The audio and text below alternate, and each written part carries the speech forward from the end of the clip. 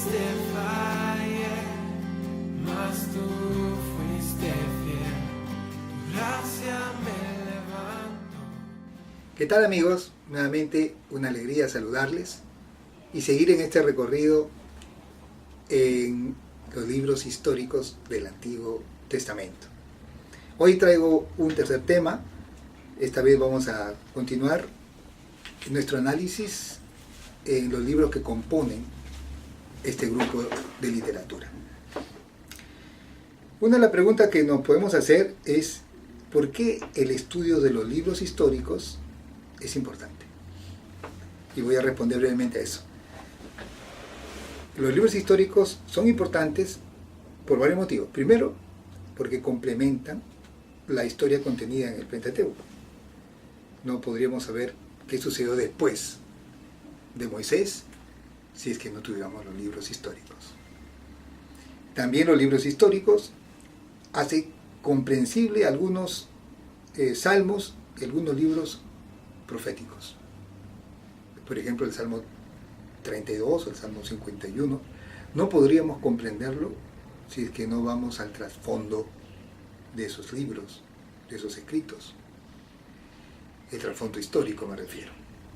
Sabemos que detrás del Salmo 51 está la historia del pecado de David con Betsabé, y así por el estilo. Igualmente, hay muchos mensajes proféticos del profeta Isaías que se dan en el contexto de determinados reyes. Y es importante entender qué estaba pasando en esa época. Por eso los libros históricos nos dan esa base para comprender mejor los otros escritos del Antiguo Testamento. También iluminan el Nuevo Testamento. El Nuevo Testamento menciona personajes del Antiguo. Uno de ellos, por ejemplo, Elías, es fundamental. Jesús menciona a Elías. Santiago habla de Elías para comprender quién fue él y por qué la relación que hace Jesús de Elías con Juan el Bautista. Para poder entender eso, tendríamos que conocer obviamente su historia. Entonces, los libros históricos cumplen esos objetivos. Ahora, el propósito de Dios en la historia también queda revelado a través de estos libros históricos. Una de las cosas que encontramos es que Dios es un Dios de la historia y que interviene en la vida humana.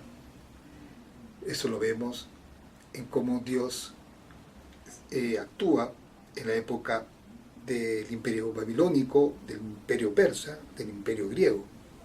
Vemos detrás de estos poderes la mano de Dios moviéndose. Y todo eso gracias a esta revelación que nosotros llamamos libros históricos. Ahora vamos a continuar con nuestro análisis. Hemos visto ya Josué y Jueces. Hoy vamos a ver Primera y Segunda de Samuel. En el canon hebreo, Primera y Segunda de Samuel se le llama profetas anteriores. ¿Y por qué se le llama así? Porque en estos libros se menciona algunos profetas, como Natán, Gad y el mismo Samuel. Pero principalmente porque en estos libros, por primera vez, se muestra algo que antes no se había revelado. Es la intervención de los profetas como interlocutores entre Dios y los reyes y gobernantes. Aquí en este libro de Primera y Segunda de Samuel queda en evidencia ese principio. Es por eso que los judíos llaman a esta literatura los profetas anteriores. Cuando los cristianos traducen del hebreo al latín, toman la decisión de dividir el libro en dos y ponerle Primera y Segunda de Samuel.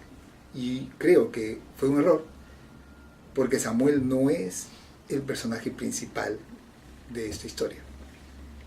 Es evidente que el personaje principal es David.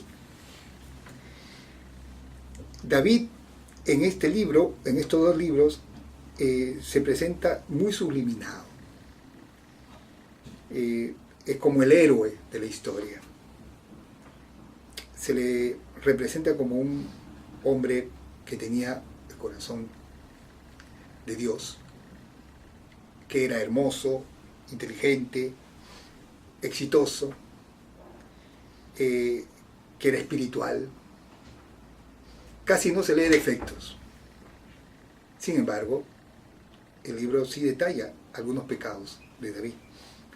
Pero lo interesante que esos pecados que detalla, luego se evidencia cómo lo supera, cómo lo enfrenta y cómo se convierte más bien en una situación que en vez de deteriorar su imagen, termina elevando su imagen. Y me estoy refiriendo al pecado de David con Betsabé. Pienso que la mirada tan positiva que tienen estos libros de David incluyen esa historia, porque esa historia al final y a la larga termina beneficiando a la imagen de David. Porque aunque pecó y aunque hizo algo terrible, como fue mandar a matar al esposo de Betsabé, a pesar de eso, él se arrepiente y se levanta de esa condición y termina siendo el líder maravilloso que siempre fue. Entonces, aún en el detalle de los pecados de David, el libro es positivo y es constructivo. Entonces vemos claramente el propósito de esta literatura, es presentar a David como un modelo de israelita, como un modelo de creyente que todos nosotros debemos aspirar. La obediencia y la fidelidad a Dios, aún en nuestras caídas, podemos levantarnos. En este libro, en estos libros hay elementos teológicos interesantes. Hay que reconocer de que aunque hay historia, el objetivo principal del libro no es contar la historia, sino expresar una teología detrás de la historia. Entonces, no veamos solamente aquí un orden cronológico, un orden de hechos, sino veamos detrás de esos hechos lo que se trató de enseñar. Hay principios teológicos, espirituales, que están detrás. Como dije hace un momento, también nos revela estos libros una relevancia profética. Los profetas son aquí puestos en una posición que nunca antes se había visto, como interlocutores, incluso intermediarios entre los hombres y Dios. David, como dije hace un momento, es el ideal del creyente. Y hay una centralidad en la ciudad de Jerusalén, como signo de la presencia de Dios entre los hombres. Entonces vemos que en estos libros hay un elemento moral y espiritual detrás. La segunda serie de libros es Primera y Segunda de Reyes, que también formaba parte del canon hebreo como un solo libro. Y luego ya las traducciones cristianas dividieron en dos. Aquí en estos libros el personaje principal es Salomón. Y al igual que en el caso de David, a Salomón también se le eleva.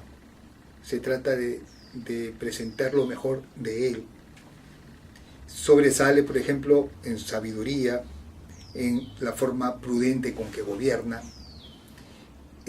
sus construcciones fabulosas como el templo y su palacio, es muy resaltado en estos libros. Se habla de su riqueza, de su fama. Y un dato muy importante en Reyes es la oración que hace Salomón cuando dedica el templo. Esta oración es importante porque Dios responde a esa oración enviando su presencia, como diciendo: yo estoy contigo y yo estoy satisfecho con tu vida y con tu reino. Aquí hay algo, un mensaje que está detrás. ¿Cuál es ese mensaje? Dios va a evidenciar su presencia en la prosperidad y en el éxito que tú tengas. Ese principio es un principio que los judíos mantienen y hasta hoy en día mantienen como un principio, una mirada, una cosmovisión de la vida. ¿Cómo sé yo que Dios está conmigo y está contento y está feliz con mi vida? Cuando Él me permite prosperar y me bendice, dándome sabiduría, dándome riqueza, dándome salud. Entonces es clave la oración que hace David en medio de su éxito, porque la respuesta de Dios avala ese principio y ese criterio. Sin embargo, también, al igual que sucede en Primera y Segunda de Samuel, también en este libro se habla del pecado de David. El pecado de David, de Salomón. El pecado de Salomón fue precisamente inclinar su corazón a la idolatría que sus mujeres traían a la casa real. Y se pone ese hecho como el origen y el motivo de lo que sucede después en la historia. Salomón muere y su hijo Jeroboam toma el reino. Roboam toma el reino. Y Roboam, en vez de decidir con sabiduría y favorecer al pueblo, se vuelve más rígido que su padre. Y esa rigidez, sobre todo en los impuestos, genera que todas las tribus del norte, liderado por Jeroboam, se dividen. Esta división del reino, el libro lo presenta como consecuencia del pecado de Salomón, de la infidelidad de Salomón. Y también el libro lo presenta como el pecado de Jeroboam. Jeroboam termina dividiendo, liderando esta división del reino del norte y guiando a ese reino a la idolatría, dando la espalda a la adoración verdadera que solamente se debe dar a Yahvé. Ahora, ya dividido los reinos, toma su camino. Todos los reyes del norte son apóstatas. Por eso al final, como castigo, ese reino termina siendo sometido por Asiria. Y el reino del sur, sin embargo, es donde la fidelidad de Dios todavía permanece. Aunque también hay apostasía, aún hay quienes se mantienen fieles. Pero a pesar de eso también son castigados con el sometimiento, la caída de Judá en manos del imperio babilónico. Pero a pesar de eso, por la fidelidad de este pueblo, todavía hay esperanza de resurgir y de superar esta situación. Por eso el libro termina con estas palabras esperanzadoras. El rey de Babilonia trató con benevolencia a Jeconías y le concedió un trono superior al de los otros reyes que estaban con él en Babilonia. Jeconías, o también llamado Joaquín, fue el último rey que fue tomado por los babilónicos. Y dice el texto que fue tratado con honor, recibió un mejor trato que el resto de los reyes. Ahí nos deja entrever el libro que hay esperanza, que a pesar de todas las desgracias sufridas como consecuencia del pecado y la infidelidad, Dios todavía se acuerda de su pueblo y todavía va a manifestarse a su favor. Aprendemos de esta historia cómo el poder puede llegar a dominarnos y engañarnos.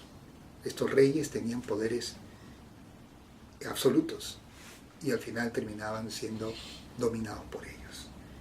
Tenemos que aprender a controlar aún el éxito que podamos tener y aún el poder que podamos adquirir en la vida. Tenemos que priorizar el desarrollo de la vida espiritual. David tuvo éxito porque desarrolló la espiritualidad. Salomón tuvo éxito en el momento en que él buscó a Dios. La vida espiritual es fundamental. Si desarrollamos nuestra vida con Dios, nuestra relación con Dios, todas las demás áreas van a funcionar mejor. El abuso contra los demás siempre va a producir mal. Mal para ellos, los abusados, y mal para el que abusa. A veces se cree que el que está encima pisoteando a los demás está en una posición privilegiada. En realidad, también está en una situación vulnerable. Y tarde o temprano, ese mal le alcanzará. Y por último, a pesar de nuestros pecados, siempre hay la esperanza de cambio y de transformación y de renovación. Espero que les haya ayudado esta reflexión y nos vemos la próxima semana.